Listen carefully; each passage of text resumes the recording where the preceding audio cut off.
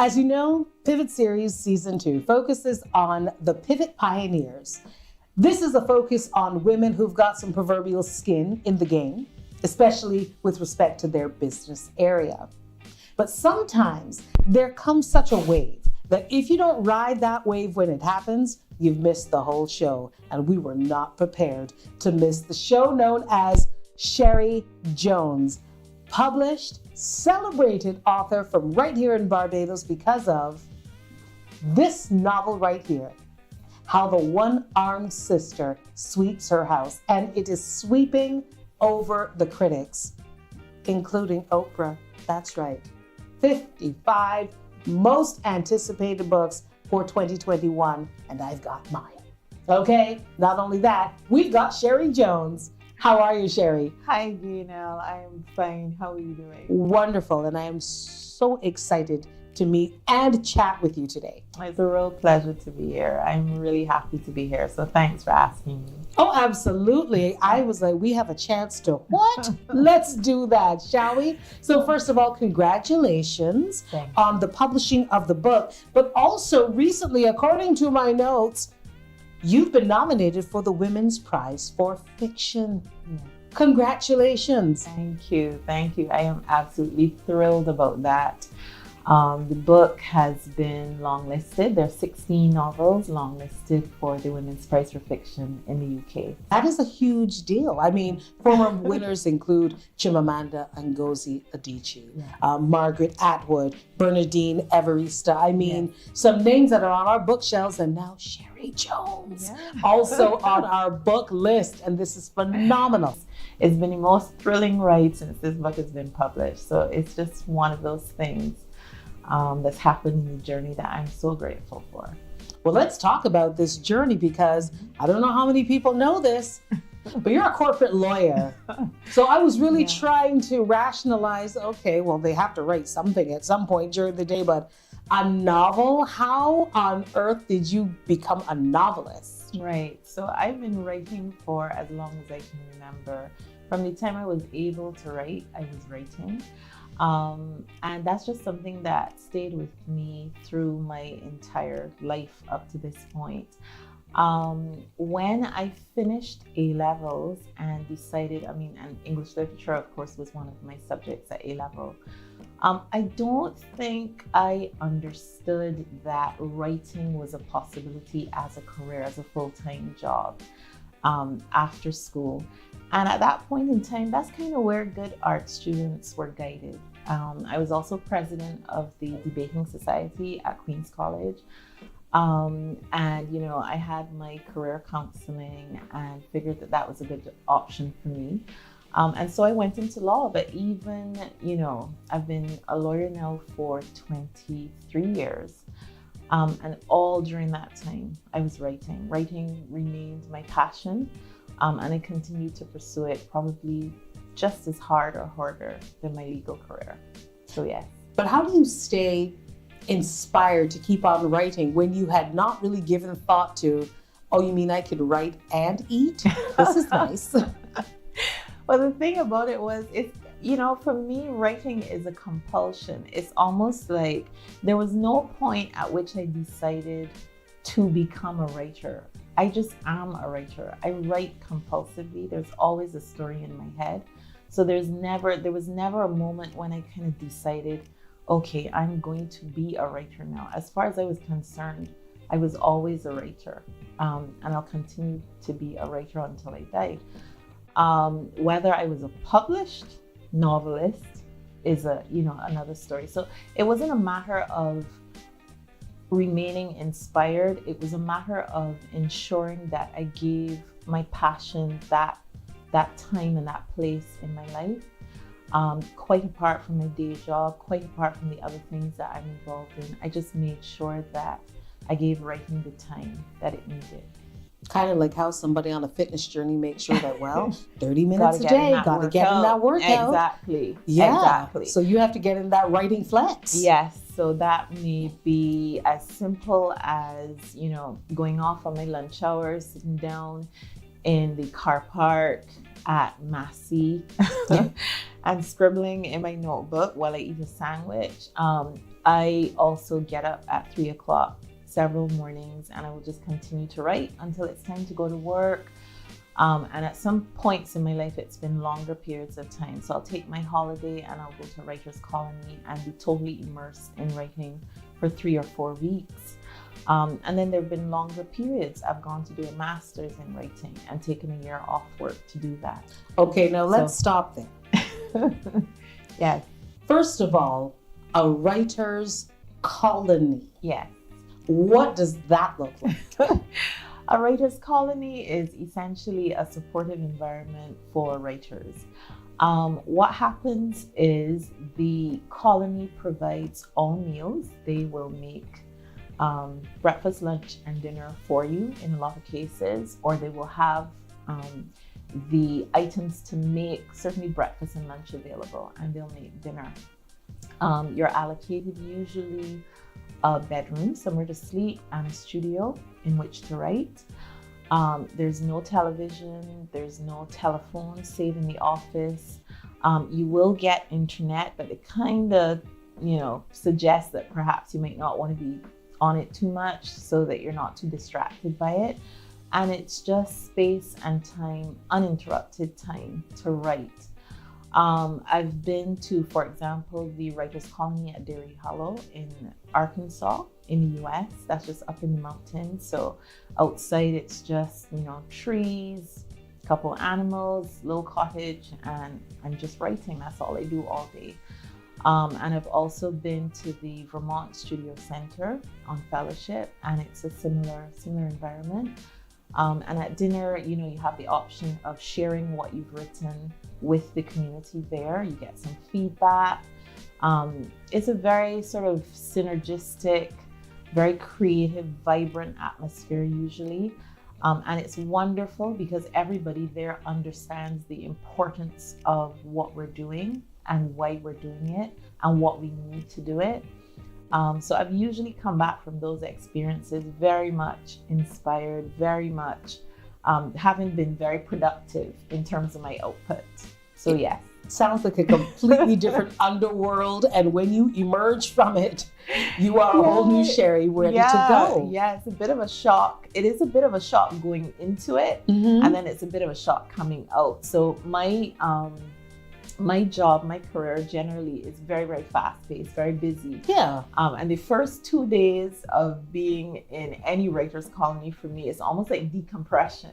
You just you start to hear the quiet, and eventually that mood, that silence is reflected internally, and it's from that the creative impulse becomes stronger and the output is better. There's more clarity in terms of what I'm doing. So yes, wonderful experience. So even while you were a practicing lawyer, and you are still a practicing lawyer, you received a scholarship, but then had to explain a very interesting story to your boss as to, how you're going to accept this scholarship. Yeah, so I had a wonderful boss at the time, and I had just not too long joined the company when I heard that I got this fellowship, this scholarship. And I remember I deferred it twice. And when I had been at the company for just about 2 years, I kind of just felt I couldn't defer it anymore. I really wanted to do it. And if I tried deferring again, I would have, risked losing the scholarship. So I then was faced with a dilemma. What am I going to do? It was a great job. And finally I decided, what? I really want to do this thing. This is my writing. And I just typed up my resignation and went into my boss's office and said, here what? I got this scholarship. This is like a really big opportunity for me. I'm really passionate about my writing. I'm going to go do this. And he said to me, well, Cherie, hang on. If you need a little time and space to write, that's something we can work on. We can accommodate that. And he was such a wonderful man, very, very decent man, wonderful man.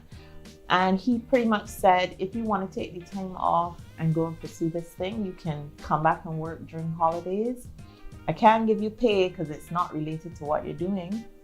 But if you come back to work during holidays, we'll pay you as normal.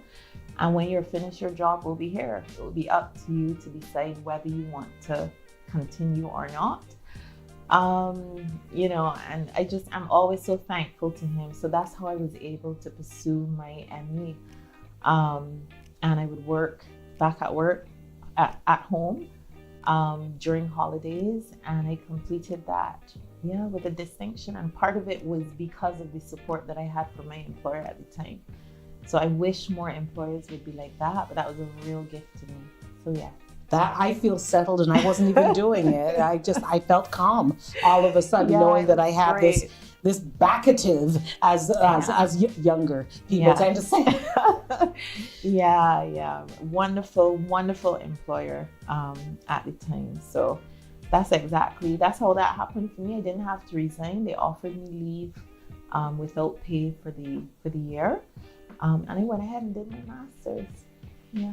Now, she's making this all sound very easy, but at this time, she also had 2 children in tow. Huh? So they also had to go and do this master's. You had 3 at the time. Wow. Yeah. Mm-hmm. So you're balancing motherhood. Mm-hmm. You're balancing studies, which she got at distinction. Yeah. Don't forget that. And obviously, these children are going to want to eat and live somewhere. So you're going to have to work a lot of odd jobs. Yes. Who is ready for that life, Cherie? Who prepared you for that life? Nobody, least of all me. So, in that particular situation, because I had the option of coming back to work during the holidays, it was a lot easier than it might have been at other points in time. So there have been times where I've left a job locally and gone overseas to live, and been pursuing my writing and done lots of odd jobs, worked in retail, worked in a charity, worked, at one point my sister and I had a stall in Camden Market in the UK, North London. We've done all sorts of things, but for the master's in particular, I think it was a little bit easier for me in terms of being able to support myself and children, because I did have the option to come home and work in the holidays. Right. But in terms of balancing studies and work and kids, that was difficult. I kind of made the most of the time during which they were at school. So I would walk them to school in the morning. School was close by, and come back home. And I had a routine. I knew what I was going to be doing at any particular point in time. And then, because I was studying, I didn't get away from having to get up at night. So I'd put them to bed and I'd be up doing my work. So structure would be very important. It certainly for survival. was. It certainly was. I would actually make a timetable and know what I was supposed to be working on at any particular point in time, including, down to, okay, I'm going to work on this particular module in this hour and this other module in this other hour. So I had to be pretty precise in terms of how I planned that.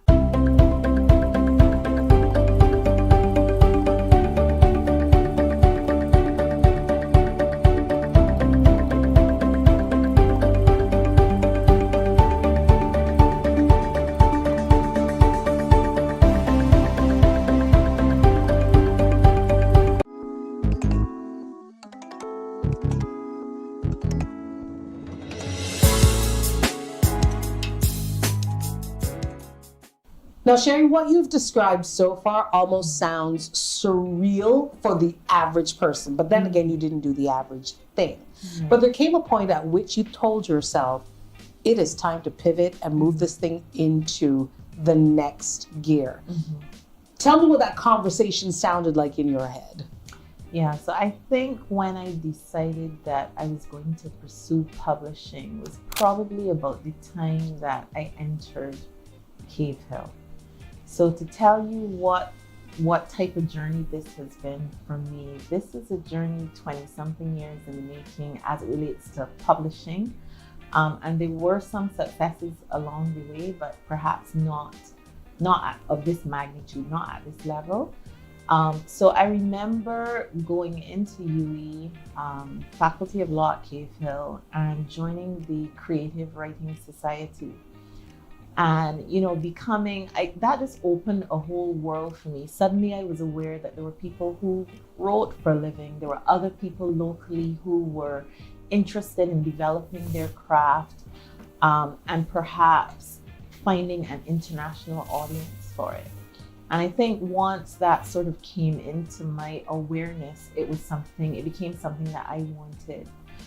And I started making the effort, first of all, to research and find out, you know, what does that entail? Yeah. How do I get my work to an international audience? What's publishing about?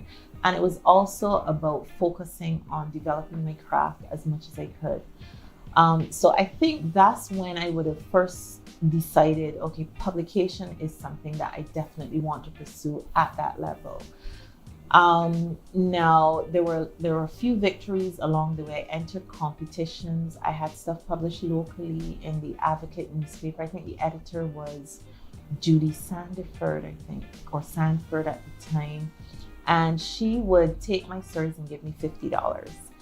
And not a bad deal for a student at Cave Hill. Exactly. So that was, I thought, okay, $50, that covered some of my expenses for the week. And it would come out in the Sunday newspaper and I would just run to read it. So there was that kind of joy that somebody else got what I wrote. It was less about the $50 and more about, okay, she got it and it's worthy. There was that validation in terms of what I had written. I think that's a great word to attach to that validation. Yes. That not only did somebody publish it, but there was a monetary reward for your work. Yes. That kind of starts to feed something. Yeah, because I think prior to that time, I didn't see it as work. It was such an intrinsic part of me, of who I am as a person. We tend to undervalue those things. When something comes to us naturally, we kind of tend to undervalue it.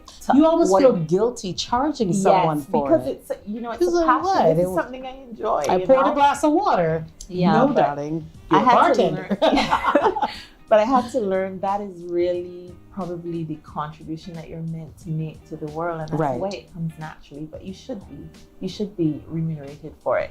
So that happened, and then I started to pursue publication on a larger scale. So I started researching agents, literary agents, because my understanding of the process was that was the first thing I needed. I needed a literary agent. So then when I read a little bit more about that process, then it was okay, so you need to submit a query letter. And with that query letter, you need to submit a partial, which is just part of the work that you that you're asking them to consider for publication or representation. And then after that, if they like it, they'll send you a request for a full, which is the full manuscript. And then if they like that, then there's an offer of representation. And when you get to that offer of representation, that's still like rung one on the ladder. Oh, wait, we're still at round one? You've done all of that, you're still at rung one. Because now you have, and it is a victory, but now there are stories of writers who've managed to get representation, and then the agent is unable to sell what it is that they've written.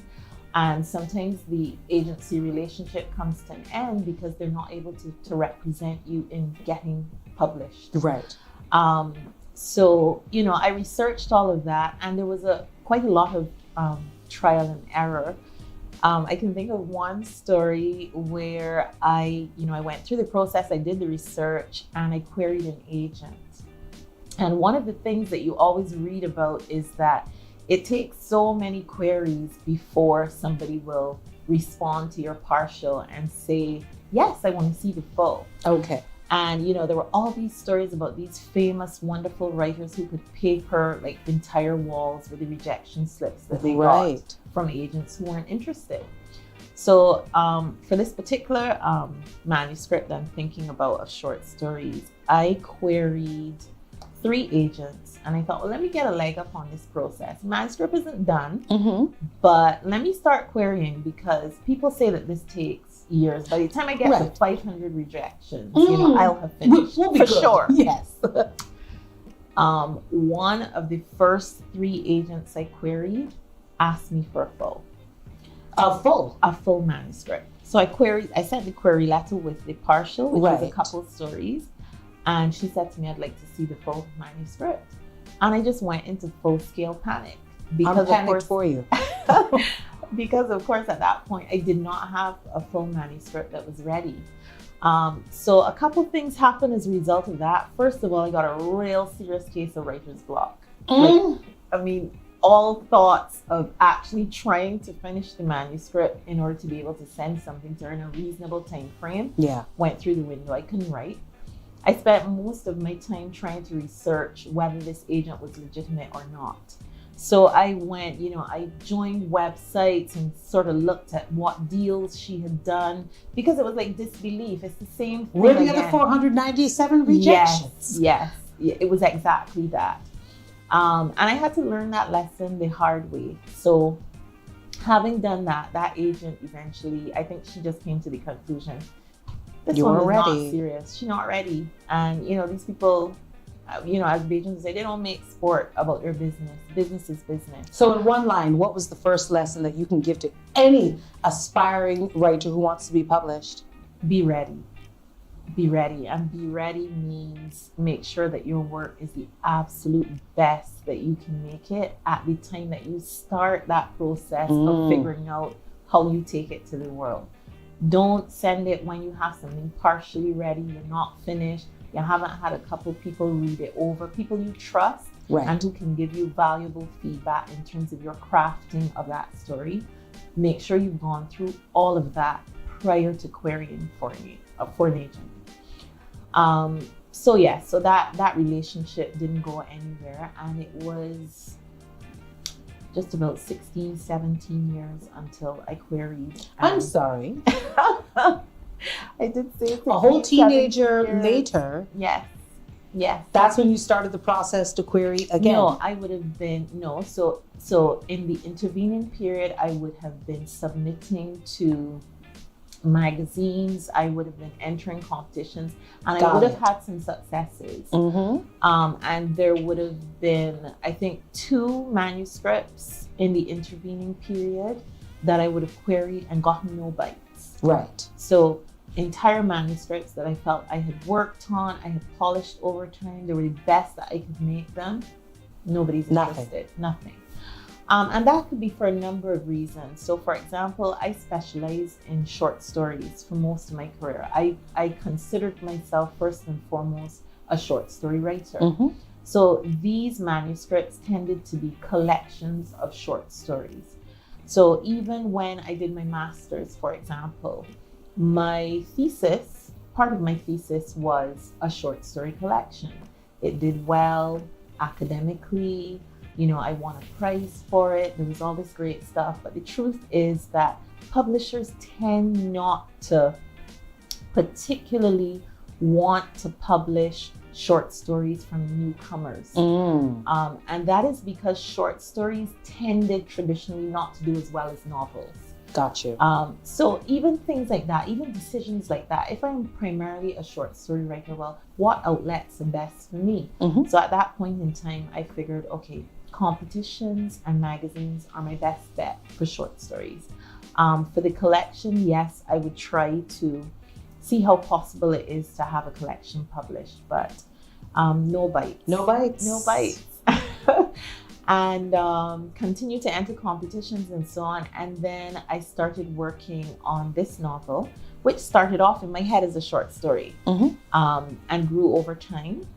And when I completed it, I entered it in NIFCA, got some, mainly for the feedback, because NIFCA does offer an opportunity to meet with the judges and get an understanding of what they like, and I did that. And then I queried my agent. So I did some research again, which writers are like me. Maybe a non-traditional voice, the style of writing. I wanted an agent who understood stories from my part of the world or stories that did not fit the mainstream.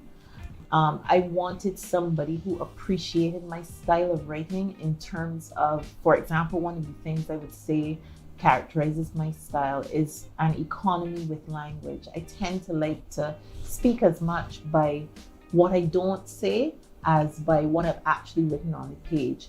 So I had been doing some reading. I had to do some reading to research that. And for example, I looked for Colson Whitehead's agent. I looked for the agent for the author of Stay With Me, this particular book that I had read, and I thought, yes. So these are people who, like you, stylistically do the same thing. Yes, and perhaps are non-traditional voices in one sense or the other.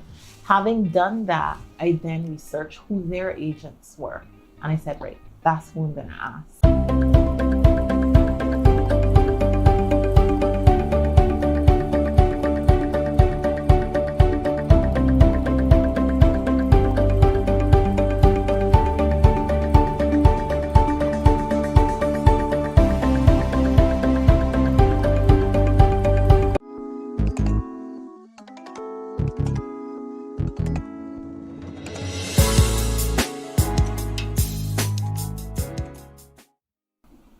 So we are now officially at the business of getting this book to market, onto shelves, into hands, into homes, and I'm sure you have high hopes for where this might go. So it's time now to talk to the agent to see what the plan is going to be. What would an agent do? Right. So an agent is going to assess the quality of the manuscript. So even after she accepted me for representation, she did make some observations about certain aspects of the story that she thought needed work. So they'll make an assessment of the quality, and then they'll make an assessment about the market.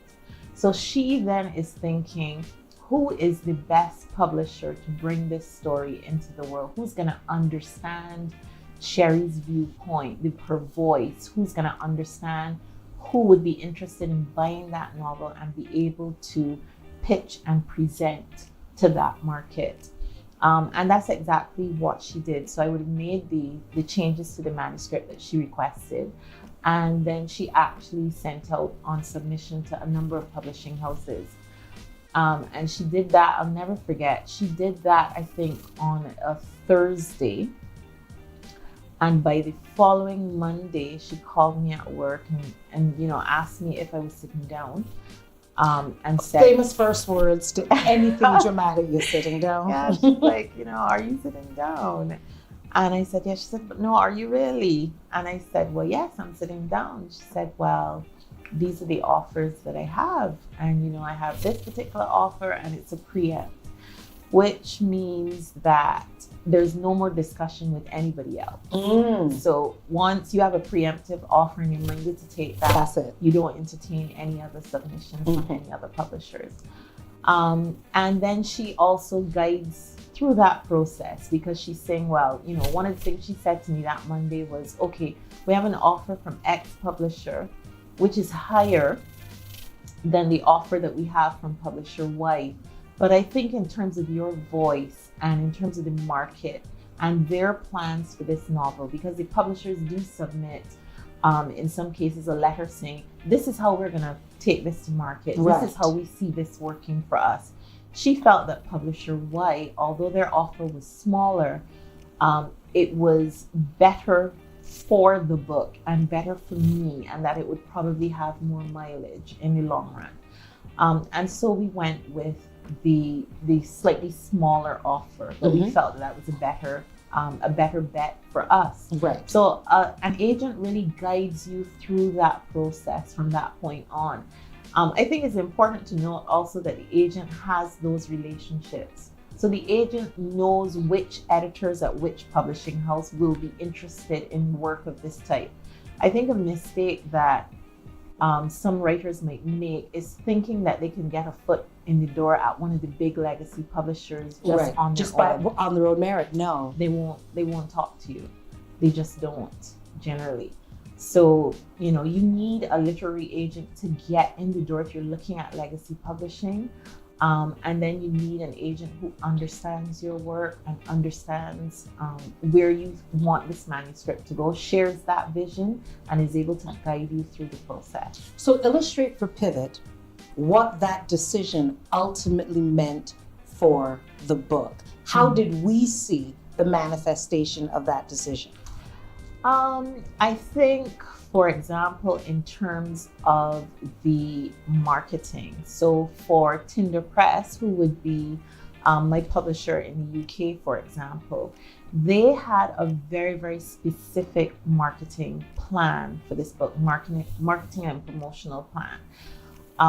And they would have been the publishers for Andrea Levy, for example, who wrote Small Island. Mm-hmm. So they already have an idea of work from this part of the world, and perhaps how best to navigate with that.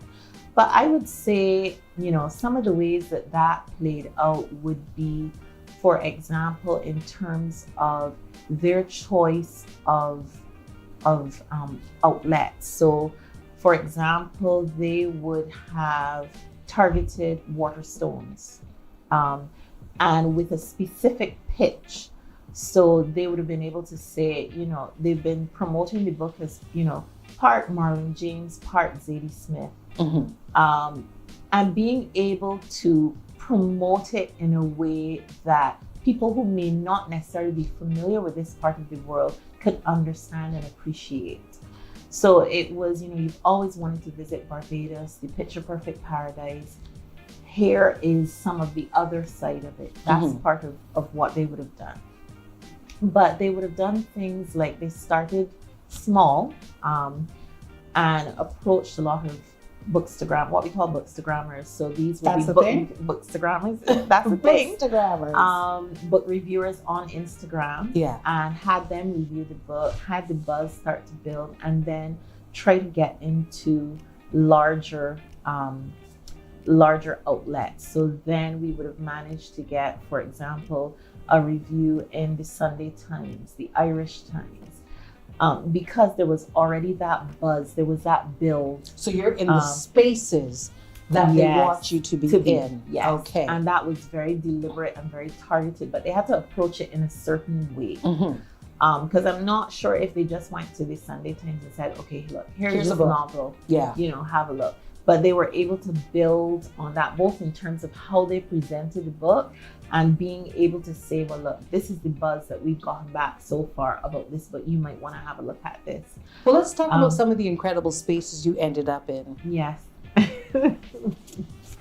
Oprah told us yes. that this is one of 55, not 155, not 555, yes. 55 Yes. books that we need to read in 2021. Yes. This book. We saw you on Good Morning America. Yes. We saw you with Miss Gayle King. I read about you on NPR. You keep turning up in spaces that I wouldn't normally see a Barbadian author. Yeah. That's what I found most fascinating. Like, what kind of business plan was this, and where could we get one? That I have to, the team that has been supporting me, both in terms of my agent and in terms of at the publishing house, my editor, the PR person, the publicist who works in-house at the publisher. The designers, the sales and marketing teams, everybody I just really feel that they put their all into it, and it showed. I mean, we had just the other day, we had an endorsement from Sarah Jessica Parker, Sex and the City. I saw. We had, there are just so many things that have happened, so many accolades and such a good response for the book. And that really has a lot to do with not just the book itself, the story itself and the writing, but also the people who are supporting this story. Yes. It's almost like you're carrying this story into the world, you're giving it legs, and you have to put as much as you can in terms of resources behind that. So I'm really grateful for my publisher in that regard, and for all the people who've been working with me in taking Lala's story to the world, because they've been doing a hell of a job. And we can't wait for you to meet Lala, because There's a story. The other story, the undercurrent of the story that I'm getting is how important relationships are in business, Yes. especially this business. Yes. Because if nobody knows me, Marshall, knocks on the publishing house and they're like, well, nobody knows you, Miss Marshall. Yes. But I do finally get someone to take a chance on me and I've Yes. given them something good. It starts to reverberate throughout the community. So maybe next time I can get penciled in. Yes. And then maybe one day I'll get a foot in the door. Yes. But the persistence and the building of the relationships, one day people will start to take my calls if I'm representing a Cherie Jones. Yes. So I think, the relationship part is not really lost important. on me. It's very important. And that starts, it starts even before the agent with your kind of writing community, the people who read for you and give you critical feedback. That's important.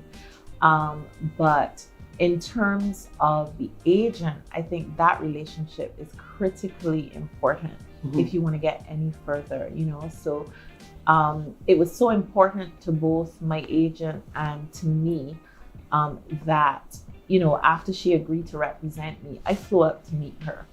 And we went out to lunch and we had discussions and we talked about how we work. So there was that sort of getting to know you, because that's really, really important.